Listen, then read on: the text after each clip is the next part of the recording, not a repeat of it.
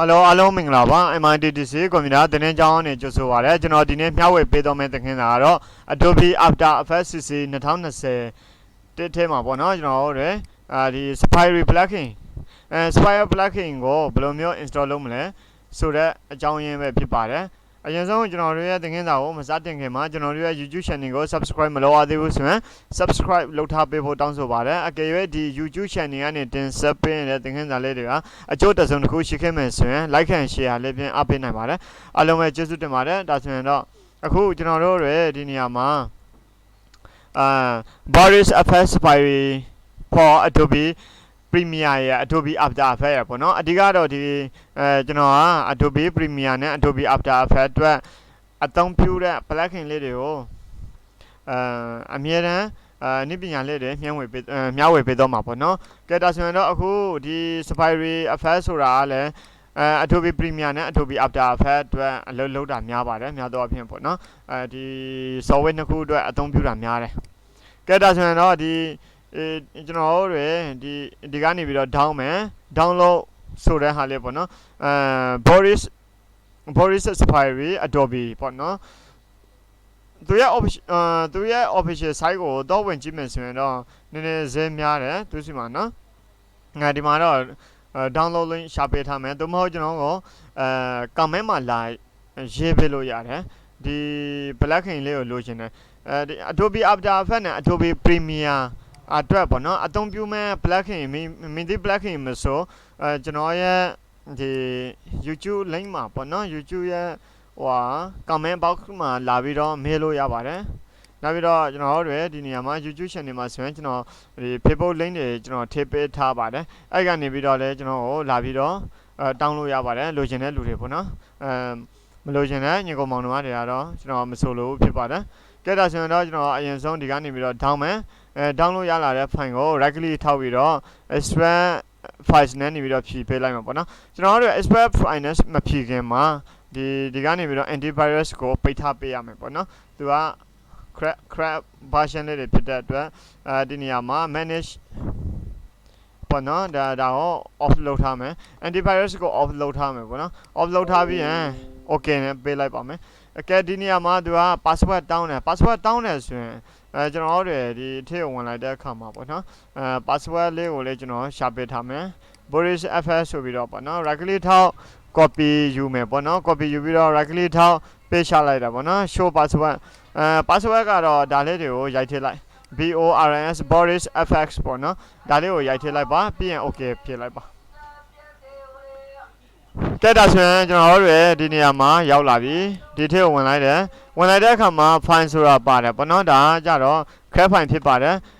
ဒီ exe file ကို right click ထောက်ပြီးတော့ run as administrator နဲ့ run ပါမယ်ကဲဒါဆိုရင်ဒီနေရာမှာ Boris plugin effect ကိုinstall လုပ်မှာမို့လို့ I accept ကိုနှိပ်ပါမယ် next ကိုနှိပ်ပါမယ်ကဲဒါဆိုရင်တော့ဒီနေရာမှာပဲဒါ install လုပ်မယ့်နေရာပေါ့နော်Adobe command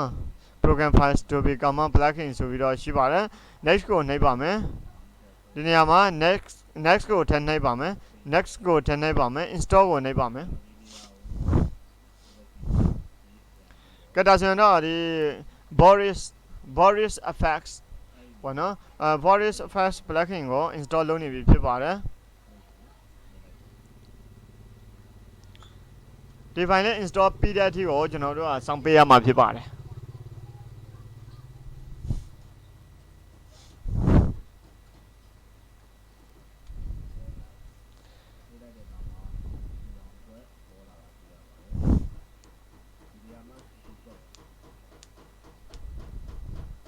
ကဲဒါဆိုရင်အခုဒီလိုမျိုးစာတန်းနဲ့ပေါ်လာလို့ရှိရင် complete installation without entering a license ဆိုပြီးတော့ရွေးပေးမယ်ပြီးရင် next ကိုနှိပ်ပါမယ်ပြီးရင် finish ကိုနှိပ်ပါမယ်ဒါကြတော့ to purchase a license please visit ဆိုတာဒါသူရဲ့ပေါ့နော် website ဖြစ်ပါတယ်အဲ့ website ကိုသူကဝင်ခိုင်းတာပေါ့နော်အဲ့ဒါလည်းပြဿနာမရှိဘူး finish နဲ့နှိပ်ပေးလိုက်မယ်ပြီးရင်ဒီနေရာမှာလည်း finish ကိုနှိပ်ပေးလိုက်မှာပေါ့နော်ဒီနေရာမှာကျွန်တော်တို့ဒီ file လေးပေါ့နော်ဒါလေးတစ်ခုကိုsorry ဒီနေရာမှာအရင်ဆုံးသွားကြည့်မယ်ဒါကကျွန်တော်တို့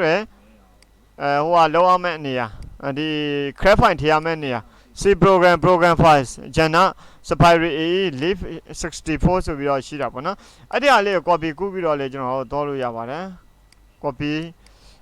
ပြီးရင်သူ့ကိုဆွဲထုတ်လိုက်မယ်နော်ဒီအပြင်ကိုဆွဲထုတ်လိုက်မယ်ဆွဲထုတ်ပြီးရင်ကျွန်တော်ကဒီနေရာမှာဒီ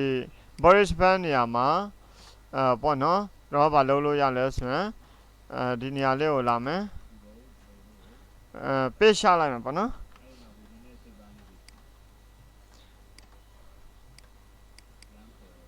sorry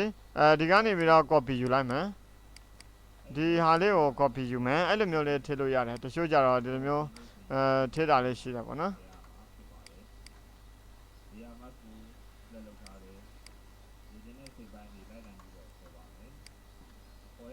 ကဲဒီလိုမျိုးအဆင်မပြေရင်ကျွန်တော်တို့ကဒီ file လေးကိုဖွင့်ထားပေးဒီဒါ remaining ကိုဖွင့်ထားပေးเนาะဒီတိုင်းသွားမယ်เนาะဒီတိုင်းသွားမယ် C program C program ထဲဝင်မယ်နောက်ပြီးတော့ဒီမှာ program files ထဲကိုထည့်ဝင်မယ် Janus ထဲကိုထည့်ဝင်မယ် Janus Janus ဆိုတာလိုက်ရှာလိုက်ပါเนาะ Janus ရှိမယ် Janus ထဲကိုထည့်ဝင်မယ် Sapphire AE ဆိုတဲ့ဟာလေးကိုထည့်ဝင်မယ် LIB 64ထဲကိုထည့်ဝင်မယ်ပေါ့เนาะဒီနေရာလေးဝင်လို့ရှိရင်ကျွန်တော်ကဒီဟာလေးကို right click ထောက် X နဲ့ယူမယ် Control X Control V ရှာလိုက်မယ် replace လုပ်မယ် continue ကိုထည့်နိုင်မယ်ပြီးပြီဆိုတော့ကျွန်တော်တို့ကသူ့ကိုပိတ်မယ်ပေါ့နော်Adobe After Effects ကိုဖွင့်ပါတယ် Adobe After Effects ကိုဖွင့်တဲ့အခါမှာလည်းဒီကျွန်တော်တို့ရဲ့ set ပေါ်မူတည်ပြီးတော့သူကကြာတတ်တာပေါ့နော်တချို့ကွန်ပျူတာတွေဆိုရင်အရင်လေးတာပေါ့နော်လေးတဲ့အခါကျတော့ Adobe After Effects ကိုတုံနဲ့သူကမဖွင့်နိုင်ဘူးပေါ့နော်ပြီးရင်ကျွန်တော်ဒီနေရာမှာဖွင့်လာပြီဆိုရင် 3D composition တစ်ခုယူလိုက်မယ်ဒါကြတော့ကျွန်တော်အရင်သုံးဝင်တဲ့နေရာလေးပေါ့နော်အဲ့လိုမျိုးဆိုရင်ကျွန်တော်ဒီနေရာမှာ effect and preset ကိုတော့မယ်Sapphire ဆိုတာဒီနေရာမှာဝင်နေပြီပေါ့နော်Sapphire မှာဆိုရင် Sapphire style လိုက်ရှိမယ် Sapphire time ရှိမယ် Sapphire transition လေးတွေရှိမယ်အများကြီးပေါ့နော်ဒါကြတော့ Adobe After Effects အတွက် install လုပ်တာဖြစ်ပါတယ်ကဲ Adobe Premiere အတွက်ရောကျွန်တော်တို့အသုံးဝင်သလားဆိုတော့Adobe Premiere 2021ထဲကိုကျွန်တော်တို့ဝင်ကြည့်မှာပေါ့နော်ဒါကြတော့ Adobe Premiere 2021ရဲ့မြင်ကွင်းပဲဖြစ်ပါတယ်နောက်ဆုံးပေါ် version လေးတွေပေါ့နော်ဒီ2021မှာထိုးတဲ့ဟာလေးတွေဖြစ်ပါတယ်ဒါပေမဲ့ Adobe 2020နဲ့တိတ်တော့မကွာဘူးတချို့function လေးတွေတော့ပိုစုံလာတဲ့ဟာလေးရှိတယ်နည်းနည်းလေးကွဲသွားတာလေးတွေရှိတယ်တူးလေးတွေနည်းနည်းလေးပြောင်းလဲသွားတာတွေရှိပါတယ်ကဲဒါဆိုရင်တော့ဒီနေရာရောက်သွားရင် Adobe Premiere Pro 2020ဒီမှာ2020ဒီအတွင်းမှာတော့2020ပဲအပြင်မှာတော့2021เนาะအဲ့လိုမျိုးပဲကဲဒါဆိုရင်တော့ new project မှာကျွန်တော်ကဒီ Mary Wedding project title and title ရှိတယ်ပေါ့နော်အဲ့ဒါလေးတွေကိုကျွန်တော်ကကြိုက်တဲ့ဟာကိုရွေးလို့ရသလိုဒီမှာ new project ယူလို့ရပါတယ်okay နေလိုက်ပါမယ်yes နေပါမယ်ကဲဒါဆိုရင်တော့ကျွန်တော်တို့ project အသစ်တစ်ခုရသွားရင်အဲ့နေရာမှာကျွန်တော်editing လုပ်ဖို့အတွက် open နေနော် open နေရှိမယ် media browser ရှိမယ် learning ရှိမယ်ပေါ့နော် assembly ရှိမယ် editing ရှိမယ်အဲ့ဒီမှာတော့ရယ် assembly ဒါ editing လုပ်ဖို့အတွက်ပေါ့နော်အဲ့လိုဆိုရင်ကျွန်တော်တို့ effect ကိုတော့ effect ကိုဝင်ကြည့်မယ် effect မှာဒီ Premiere အတွက်ဝင်လာပေါ့နော် Premiere အတွက်ဝင်လာမဝင်ဘူးလားကျွန်တော်တို့ဒီမှာကြည့်လိုက်မယ်video effect မှာဆိုရင် Sapphire ဆိုတာရှိပါတယ်Sapphire ပေါ့နော်ရိုက်ရှာလိုက်ရင်ရတယ် video effect ထဲမှာတော့ဝင်တယ်ဒီမှာ Sapphire distort Sapphire beta နော် Sapphire time Sapphire style Sapphire render Sapphire lighting Sapphire distort Sapphire composite Sapphire beta Sapphire blur and sharpen ဆိုပြီးတော့ပေါ့နော်အဖက်တွေထောင်ထဲတောင်းနေရှိပြီးတော့ရှိပါတယ်အများကြီးပေါ့နော်အဲ့လိုဆိုရင်ကျွန်တော်တို့ဒီ Adobe နှစ်ခုအတွက်ပေါ့နော် Adobe program နှစ်ခုအတွက်Adobe Premiere ရဲ့ Adobe After Effects အတွက်ရဲ့အသုံးပြုလို့ရတဲ့ Sapphire Boris plugin နဲ့ပတ်သက်ပြီးတော့ကျွန်တော်ကဘယ်လိုမျိုးထောင်းမလဲဘယ်လိုမျိုး install လုပ်မလဲဆိုတဲ့သင်ခန်းစာကိုဒီ video သင်ခန်းစာ file လေးနဲ့